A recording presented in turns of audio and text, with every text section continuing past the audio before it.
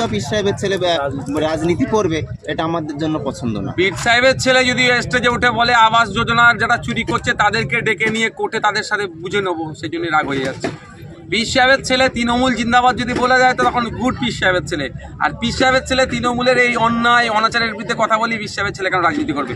পীর সাহেবের ছেলে রাজনীতি করছে বলেই পশ্চিমবাংলার বিধানসভায় আনিসকে কেন হত্যা করা হলো এই আওয়াজ তুলেছে। পীর সাহেবের ছেলে রাজনীতি করছে বলেই পশ্চিমবাংলার বিধানসভাতে ওয়াকফ সম্পত্তি কেন লুট হয়ে যাচ্ছে হিসাব চেয়েছে। পীর সাহেবের ছেলে রাজনীতি করছে বলে আলিয়া বিশ্ববিদ্যালয়কে ধ্বংস করে দিচ্ছে, কেন এর জবাবদিহি করছে। পীর সাহেবের ছেলে রাজনীতি করছে বলে দেবত্ব সম্পত্তি উদ্ধারের জন্য চিৎকার করছে। এগুলো এদের খারাপ লাগছে। কেন ইসলামে কি রাজনীতি করা হারাম নাকি?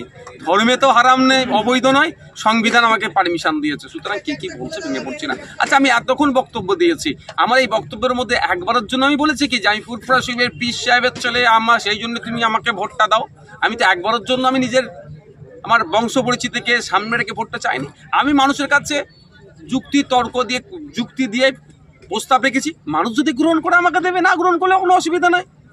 তবে একটা কথা বলে দিচ্ছি, যারা বলছে কেন পীর সাহেবের ছেলে নেমেছে তাদের উদ্দেশ্যে এতটুকুই কথা, তোকে আপনাকে যখন এনআরসির নামে দেশ থেকে তাড়িয়ে দেওয়ার চেষ্টা করছিল, কোনো ব্যানার্জির ব্রাহ্মণ পরিবারের মেয়ে আপনার পাশে দাঁড়ায়নি মমতা ব্যানার্জি। পীর সাহেবের ছেলে সুপ্রিম কোর্টে গিয়ে মামলা করে আপনার পাশে দাঁড়িয়েছে, আপনার জন্য এই পীর সাহেবের ছেলে লড়ছে। যখন আপনার ওবিসি সার্টিফিকেট বাতিল হয়ে গেল, আপনার ছেলেটা চাকরি পাবে না, সংরক্ষণ পাবে না, যে বলছে না তাকে উদ্দেশ্য বলছি, কিন্তু কোনো ওই মমতা ব্যানার্জি পাশে দাঁড়ায়নি। প্রথম আমরা লড়াই করছি, আমাদের চিৎকারের জন্য দামি উকিল, মানে নামি দামি উকিল দিতে বাধ্য হয়েছে, এবং এই পীর সাহেবের ছেলেই কিন্তু গাঁটের টাকা খরচ করে সুপ্রিম কোর্টে মামলা লড়ছে। তো আগামী দিনে যদি তাকে দেশ থেকে তাড়িয়ে দেওয়ার কোনো কুপরিকল্পনা হয়, এই পীর সাহেবের ছেলেই কিন্তু তার পাশে দাঁড়াবে। আমি এতবার পীর সাহেবের ছেলের জন্যই বলছি, ও পীর সাহেবের ছেলে তুলে বলছিল। আমি আর দীর্ঘক্ষণ বক্তব্য এতে কিন্তু একবারের জন্য আমি এটা ইউজ করিনি, কিন্তু এখন আমি বলছি ওনাকে জবাব দেওয়ার জন্য। কোনো বিপদে আপদে পড়লে এই পীর সাহেবের ছেলেই কিন্তু ওকে উদ্ধার করবে, ওনাকে উদ্ধার করবে। কথা বলে মানুষ চেয়েছে বলে এখানে সভা সম্ভব হয়েছে, মানুষ না চাইলে এখানে এত বড় সভা সাকসেস হতো না। এ হচ্ছে ব্যাপার। এই একটা সময় এখানে কংগ্রেস ছিল, একটা সময় এখানে লেফট ফ্রন্ট ছিল, এখন তৃণমূলে একটু বেশি সংখ্যা আছে, আগামী দিনে থাকবেন, আগামী কোনো দল আসবে বা পুরাতন দল আবার ফিরে আসবে, এটাই ব্যাপার। তো তৃণমূল নেতারা বলছে এখানে গুটিগত আইএসএফ রয়েছে, তাদের ঝাঁটা মেরে পার করে দাও। দেখেন, অনেকে অনেক কথা বলছে, গণতন্ত্রের পরিপন্থী কথা।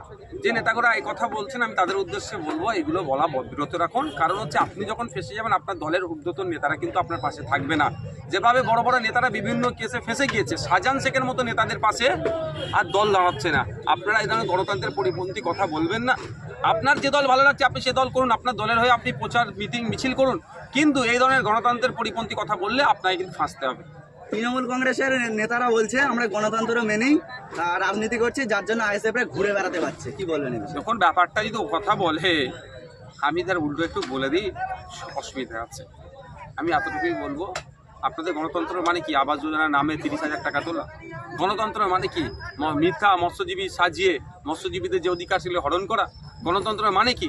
ওই শ্রম চুরি করা? এদের গণতন্ত্র মানে কি? কাঁটা থেকে চুরি করা? এদের তো এটাই গণতন্ত্র। তৃণমূল নেতারা বলছে আমাদের 79টা প্রকল্প, যার নিরিখে আবার হাড়োয়ার মানুষ আমাদের ভোট দেবে। তৃণমূল নেতাদের প্রকল্প নয়, পশ্চিমবাংলা সরকারের প্রকল্প। পশ্চিমবাংলা সরকারের যে প্রকল্প চলছে এই প্রকল্পতে নওশাদ সিদ্দিকীরও টাকা আছে, তাপস ব্যানার্জিরও টাকা আছে, রবিউল ইসলামেরও টাকা আছে, শুভেন্দু অধিকারীরও ট্যাক্সের টাকা আছে, সবার আমাদের ট্যাক্সের টাকা দিয়ে প্রকল্প চলছে। সুতরাং এটা তৃণমূলের নিজস্ব কোনো প্রকল্প নয়। যদি তৃণমূল নিজস্ব কোনো প্রকল্প দিয়ে থাকে সেটা আলাদা ব্যাপার, সেটা দিতে বলুন তাদেরকে। আর একটা কথা, যদি 79টা না কি বললেন কটা প্রকল্পের কথা বলতে, যদি এতই ওদের কনফিডেন্স, তাহলে মিছিল মিটিংয়ে লোক গেলে ধমকাচ্ছে চমকাচ্ছে কেন? তাহলে ব্যানার পোস্টার লাগালে ছিঁড়ে নিয়ে পালাচ্ছে কেন? এত কনফিডেন্স? এই যে বারাসাত 2 নম্বর বলাকে উপপ্রধানদের বেশি ভূমিকা দেখা গেলেও পঞ্চায়েত প্রধানদেরকে দেখা যাচ্ছে না। আমি বলতে পারবো না তাদের দলীয় কি ব্যাপার আছে, ও নিয়ে আমরা ভেঙে পড়ি না। আইএসএফ এর মিটিং মিছিলে দেখা গেছে মানুষের উপচে বাড়াবে, তারপরেই তার বাড়িতে গিয়ে থ্রেট দেওয়াচ্ছে, কি বলেন? এটা তো আজকের ব্যাপার না, এটা দীর্ঘদিন ধরে আসছে। এই কালচারকে আমরা ধ্বংস করার জন্যই তো রাজনীতির ময়দানে এসেছি। আইএসএফ নেতাকর্মীদের হুমকি দিয়েও রোকা যাচ্ছে না, তাদেরকে এখন কোটি কোটি টাকার অফার করা হচ্ছে, কি বলবেন? টাকা পেলে ছাড়বে কেন? দিয়ে দিক। আমি তো বলে রেখেছি, যেখানে 100, 1000, 500 যা পাবে ছাড়বে না, সব নিয়ে নেবে। সকাল সকাল গিয়ে ভোটটা শুধু খামচিহ্ন দিয়ে দেবে। কিছুদিন বারাসাত 2 নম্বর বলাকে মানুষ একাধিক অভিযোগ করছে, বারাসাত 2 নম্বর বলাকে সাধারণ মানুষের উদ্দেশ্যে কি বার্তা রাখছেন? বার্তা এটাই, অভিযোগের সমাধান তো করতে হবে। অভিযোগ শুধু করে গেলে সারা জীবন হবে না। সমাধানের জায়গা হচ্ছে মূল্যবান ভোট। তো মূল্যবান ভোটটা সঠিক জায়গায় দেন, সমস্যার সমাধান হয়ে যাবে, আর অভিযোগ করতে লাগবে না। অনেক আগে শোনা যেত, আবার এখন ভোট এসছে আবার শোনা যাচ্ছে যে আমরা ঘুরছি ফিরছি বিভিন্ন জায়গায় দেখছি বা দোকানে কোথাও কিনলে সেখানে আমরা শুনতে পাচ্ছি, বলছি যে ও পীর সাহেবের ছেলে